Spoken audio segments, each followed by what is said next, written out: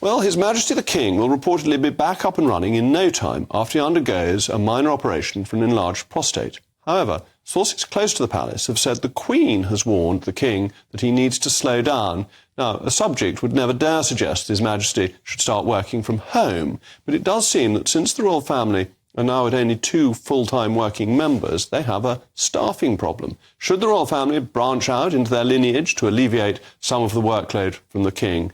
Well, with me is one of England's leading royal experts and biographer, Angela Levin. Angela, thank you for coming in. Thank you for inviting me. The King is very determined to work hard, isn't he? Yes. He's a very dutiful sovereign. Yes. It goes all the way back to him to being a very, very young man.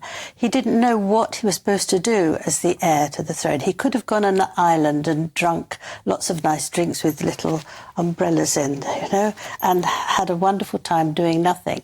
But that's not him. In his genes and in his blood, he likes to be working hard. So he worked up how he could make the heir to the throne have a decent life and work very hard for the country.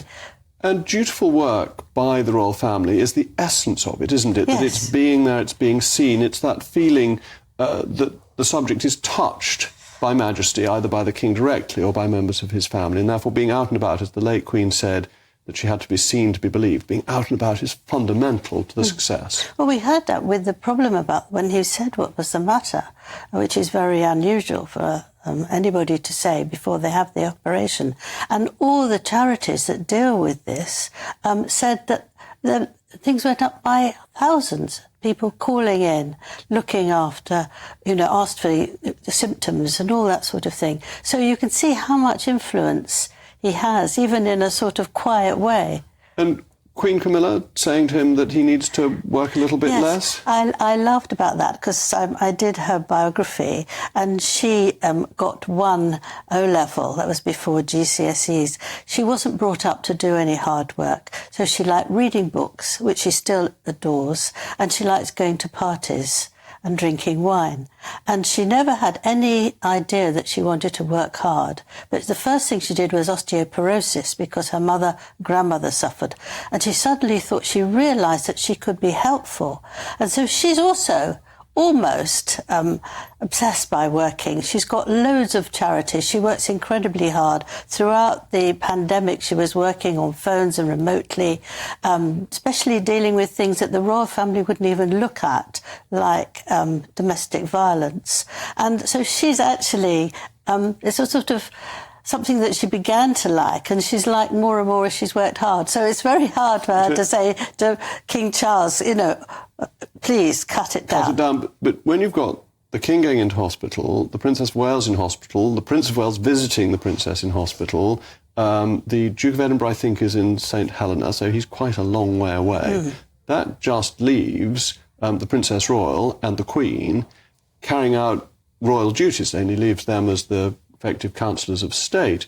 Does the royal family need to bring in more remote members so that it has that touch that it had with the Duke of Kent and the Duke of Gloucester, who still carry out between them into the hundreds of engagements every year?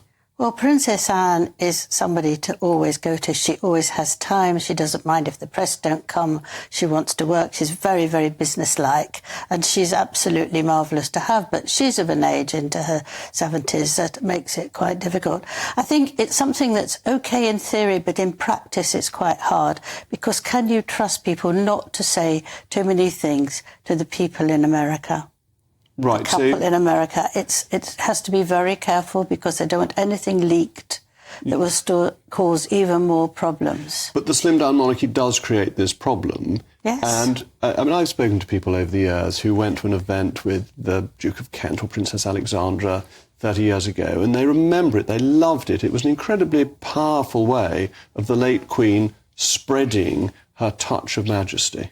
I'm sure they would do a bit, but I think it's quite difficult. I think Prince Andrew's daughters are very reliable, both of them, particularly Beatrice.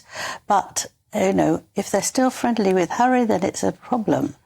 They could do the work, but would they keep absolutely stum and not say anything about it? Because he has to be very careful. Doesn't want to stir anything up.